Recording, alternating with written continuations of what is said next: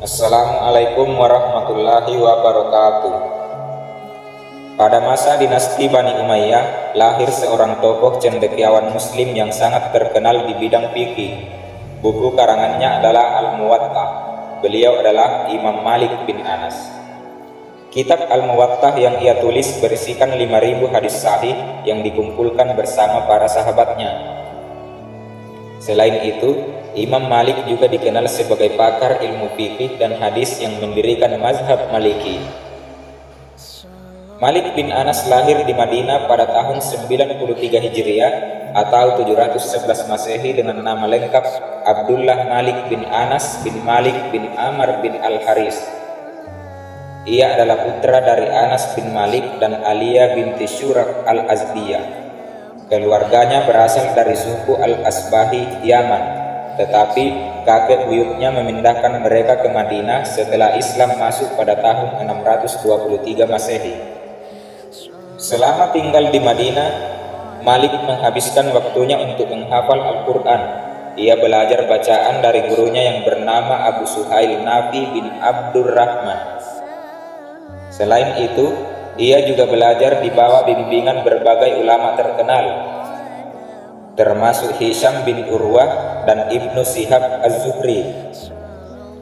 Selama menjalani bimbingan, Malik dikenal sebagai anak yang sangat cerdas.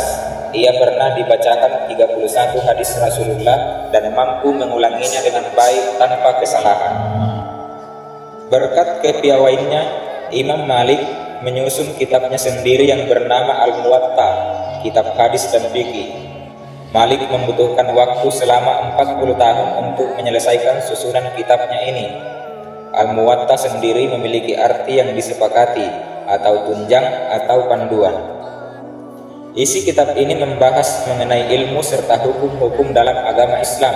Selain itu, Al-Muwatta juga memuat hadis-hadis yang dikumpulkan oleh Imam Malik bersama para sahabatnya. Di dalamnya juga membahas mengenai berbagai permasalahan tentang agama yang merangkum ilmu hadis, fikih, dan sejenisnya. Semua hadis yang ditulis di dalam kitab tersebut sahih dan benar. Karena Imam Malik terkenal dengan sifatnya yang sangat tegas dalam menerima sebuah hadis. Imam Malik sangat berhati-hati saat membahas, menerima, atau menolak tentang hadis yang diberikan kepadanya. Dari 100.000 hadis yang dihafal Imam Malik, hanya ada 10.000 saja yang diakui sah dan hanya 5.000 saja yang disahkan sahih. Mazhab Maliki merupakan bagian kedua dari 4 mazhab fikih atau hukum Islam dalam Sunni.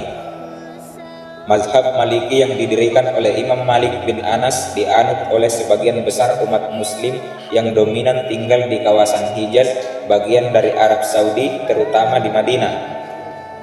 Selain itu, mazhab ini juga tersebar hingga ke Afrika Utara dan Eropa. Salah satu faktor yang mendukung perkembangan mazhab Maliki di Afrika ialah kepemimpinan Al-Mu'izz Ibnu Badis di Ifriqiya, sekarang bagian dari Tunisia. Pada waktu itu, Mu'izz memerintahkan rakyatnya untuk menganut mazhab Maliki. Sementara itu, murid-murid dari Mesir juga diminta kembali ke negaranya untuk menyebarkan mazhab Maliki. Menjelang wafat, Imam Malik ditanya masalah kenapa ia tak pergi lagi ke Masjid Nabawi selama 7 tahun. Beliau menjawab, seandainya bukan karena akhir dari kehidupan saya di dunia dan awal kehidupan di akhirat, saya tidak akan memberitahukan hal ini kepada kalian. Yang menghalangiku untuk melakukan semua itu adalah penyakit yang sering buang air kecil.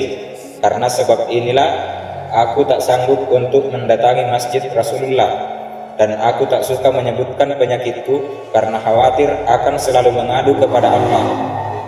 Imam Malik mulai jatuh sakit pada hari Minggu sampai 22 hari berlalu, wafat pada hari Minggu tanggal 10 Rabiul Awal tahun 179 Hijriah.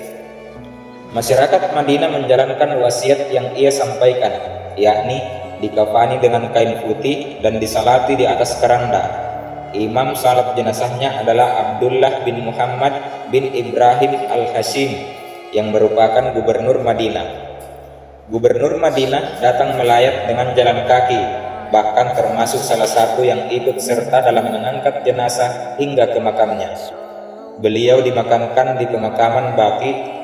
Seluruh murid-murid beliau turut mengebumikan beliau. Informasi tentang kematian beliau tersebar di seluruh negeri Islam.